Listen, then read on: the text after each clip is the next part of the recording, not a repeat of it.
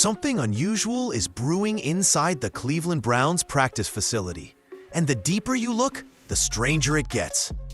What should have been a normal off-season competition has twisted into one of the most puzzling quarterback situations the league has seen in years. And the wildest part?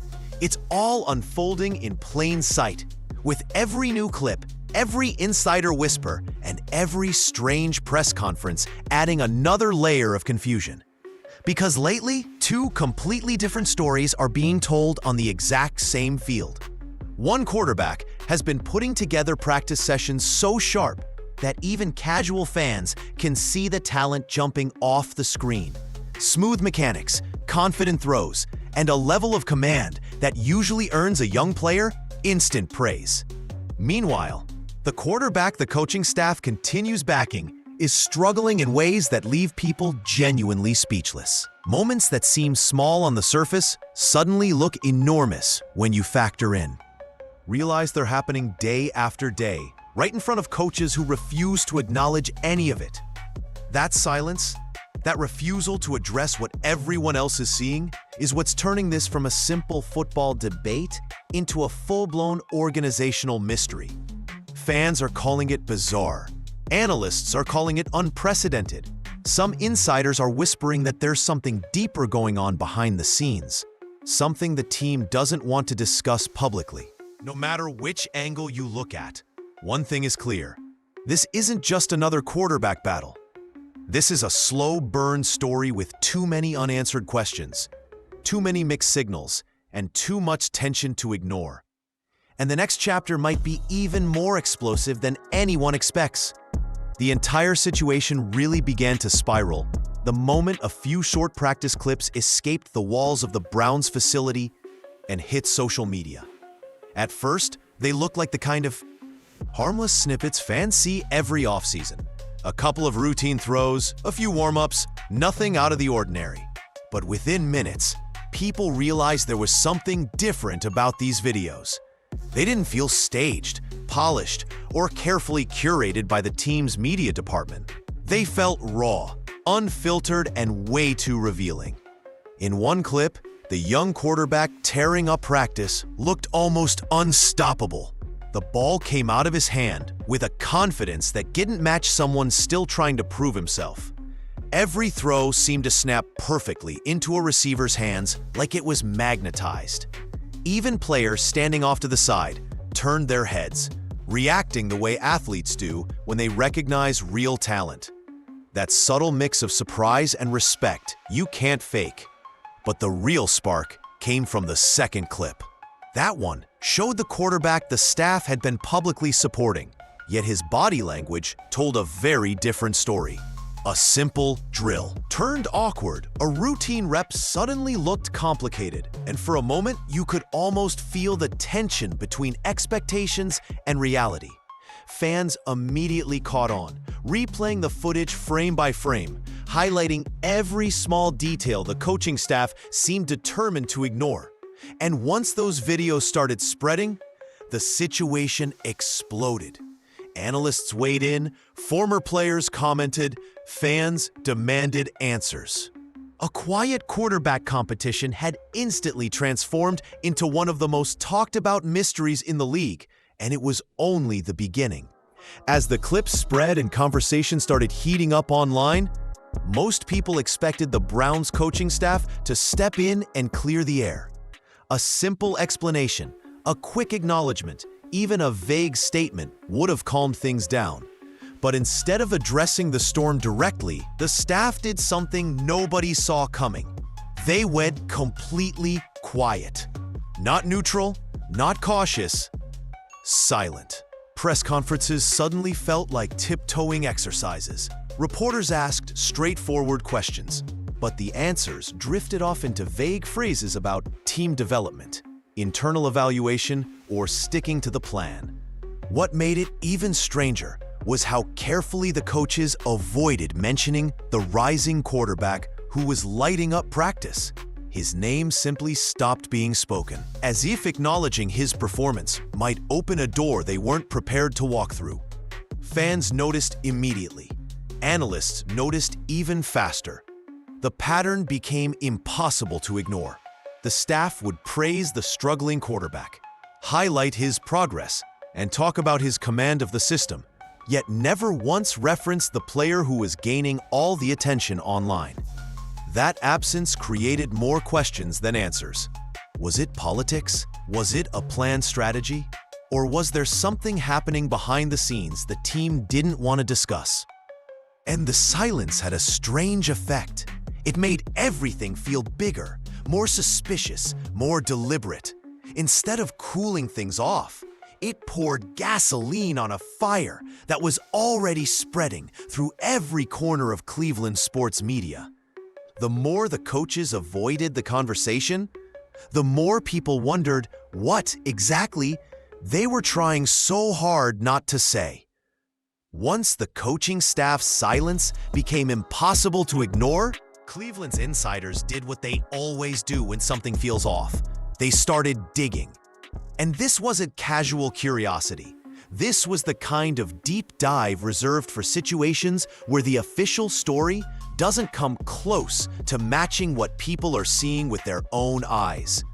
Local reporters who had been covering the team for years began combing through practice notes, rewatching every clip, and paying close attention to small details the public usually overlooks. Sideline reactions, rotations during drills, which coaches lingered near certain players, who walked away looking frustrated, who lingered after practice. Even subtle things like how players responded in the background of unrelated interviews suddenly mattered. National analysts joined in quickly. Former quarterbacks broke down the leaked throws on film shows. A few hinted that the young QB's mechanics looked far more polished than expected for a player in his position. Others pointed out inconsistencies between what the staff was saying and what the footage clearly showed. Then came speculation, cautiously worded, but impossible to ignore. Something doesn't add up. There's more to the story. This isn't normal NFL behavior. Insiders started sharing small pieces of information, whispers about tension in meetings, disagreements on how reps were being distributed, and even quiet frustration from veterans who felt the situation was becoming a distraction. None of it was confirmed, but it didn't have to be. The pattern spoke for itself. The more they investigated, the more obvious it became that the public only knew a fraction of what was really happening. And the unanswered questions kept piling up, setting the stage for a showdown that felt inevitable. As more eyes turned toward practice, the difference between the two quarterbacks became impossible to ignore. Even people who barely watch football could see it. One player looked like everything was finally slowing down for him, while the other looked like everything was speeding up. And the contrast wasn't subtle. It showed up in the smallest motions that experienced players and sharp-eyed fans always catch first. The younger quarterback's mechanics had this clean, unforced rhythm to them. His dropbacks flowed naturally, his feet stayed balanced, and the ball left his hand with that smooth, compact release coaches spend years trying to teach. Nothing looked forced. Nothing looked rushed. Every throw seemed intentional, as if he already knew where the play was going before the snap even happened. And when the ball reached his receivers, it arrived exactly where it needed to be. Not a step behind, not a foot too high, but perfectly in stride. You don't fake timing like that. Meanwhile, the quarterback the staff insisted on backing looked like he was fighting the field instead of playing on it.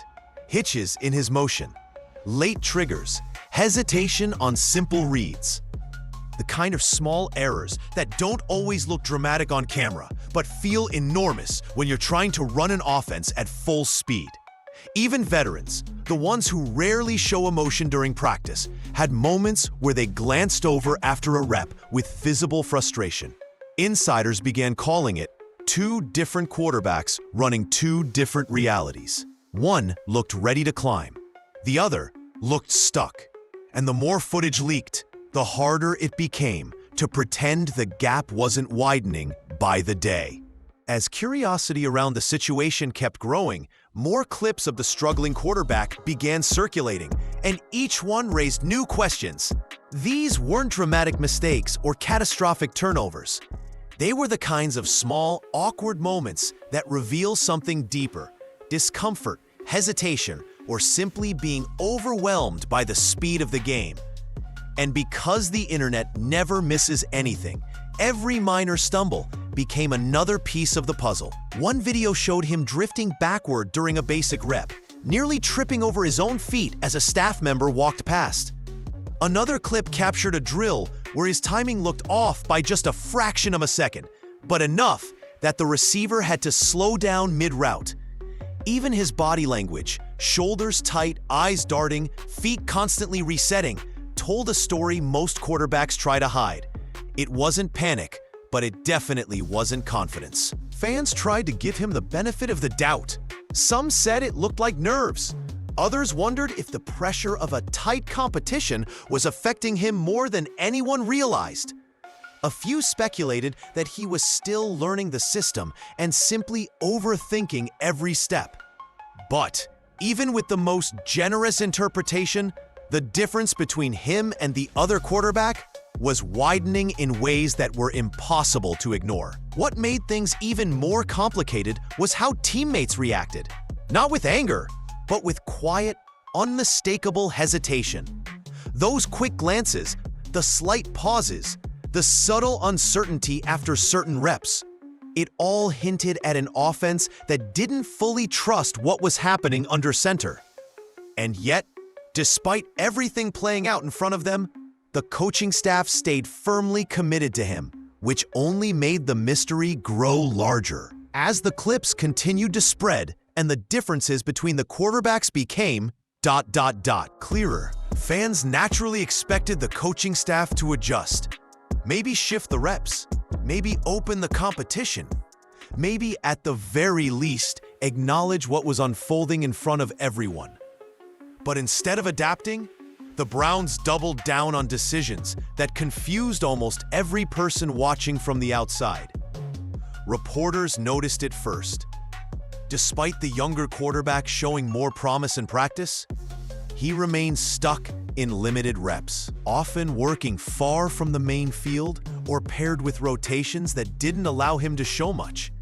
Meanwhile, the quarterback who kept struggling somehow continued getting the cleanest opportunities, top receivers, top protection, and the majority of meaningful snaps. It felt backward, unnatural, and completely at odds with how competitions normally work in the NFL. Then came the game management decisions that pushed fans past confusion and into disbelief. Simple situations turned chaotic. Plays that required quick thinking stalled. Moments that should have been routine suddenly spiraled because of hesitation under center. And yet, after each of these moments, the coaching staff defended the struggling quarterback with unwavering conviction, praising qualities that didn't match what fans were watching. This disconnect became the turning point. Analysts started questioning whether something deeper was happening. Internal politics, a pre-made decision, or disagreements within the staff. No one had concrete answers, but the pattern was too consistent to ignore. Every move the coaches made seemed to widen the gap between what they said and what everyone else saw. And the more they clung to their decisions, the more people began wondering if this controversy wasn't just mishandled, but self-inflicted. As the situation dragged on, frustration didn't just grow, it boiled over. What started as confusion quickly turned into a full-on uprising among Browns fans who felt like they were being asked to ignore the obvious. Every new clip added pressure, every vague press conference added fuel.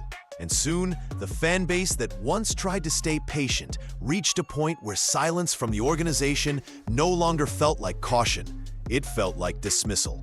The breaking point came when fans began comparing the two quarterbacks' performances side by side.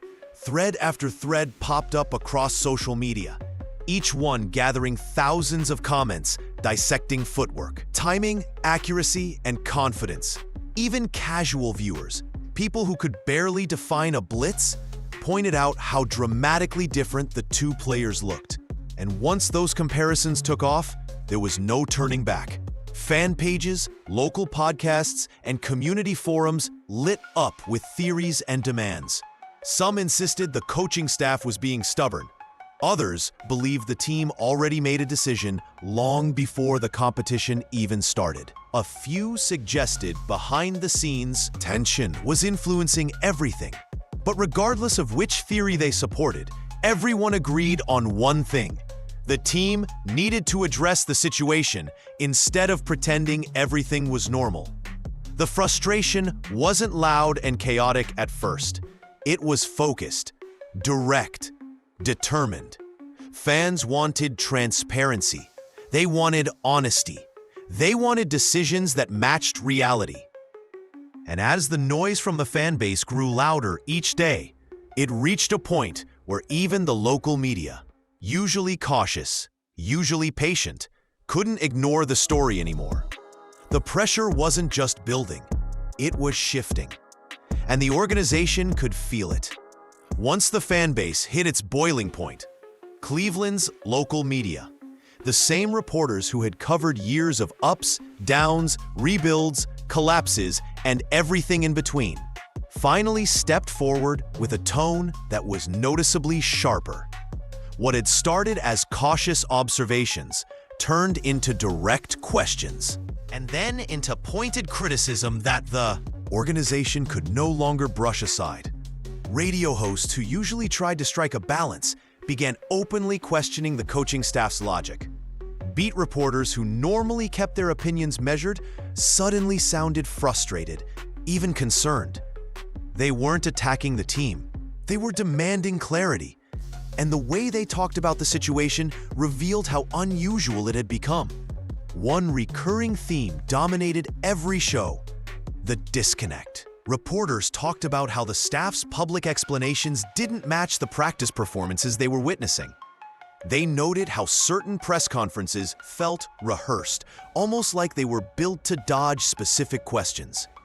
They pointed out how the quarterback generating excitement was consistently left out of the narrative, even when he was the only bright spot on the field.